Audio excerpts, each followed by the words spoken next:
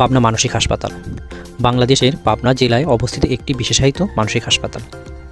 এটি মানসিক স্বাস্থ্যসেবা প্রদানে বাংলাদেশের অন্যতম প্রধান কেন্দ্র। পাবনা শহর থেকে মাত্র 3 কিলোমিটার দূরে হেমায়েতপুর ইউনিয়নের হেমায়েতপুর নামক স্থানে অবস্থিত বাংলাদেশের সবচেয়ে বড় এই মানসিক হাসপাতাল। 1957 সালে পাবনা শহরের শীতলাই জমিদার বাড়িতে তৎকালীন পাবনা জেলার civil surgeon doctor Mohammad Hossain Ganguly হাসপাতাল প্রতিষ্ঠা করেন। 1957 সালেই হাসপাতালের কার্যক্রম শুরু হয় এবং ওই বছরেই মোট রোগী ভর্তি হয় 80 জন।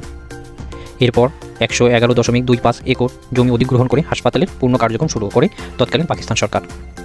হাসপাতাল নির্মাণ কাজ শেষ হয় 1959 সালে। বর্তমানে এই হাসপাতালের 111.25 একর জমি থেকে 30 একর জমি মেডিকেল কলেজ হসপিটালকে দেওয়া হয়েছে। তবে অধিগ্রহণ করা জমির অধিকাংশ ছিল পাবনা শহরের আধ্যাত্মিক সাধক অনুকূল চন্দ্র ঠাকুরের। 20 সালের শেষের দিকে আসন সংখ্যা বাড়িয়ে করা হয় 500টি। বর্তমানে এই মানসিক হাসপাতালে মোট ওয়ার্ড রয়েছে 19টি। এদের মাঝে 14টি পুরুষ রোগীর জন্য এবং 5টি মহিলা রোগীর জন্য। তবে মোট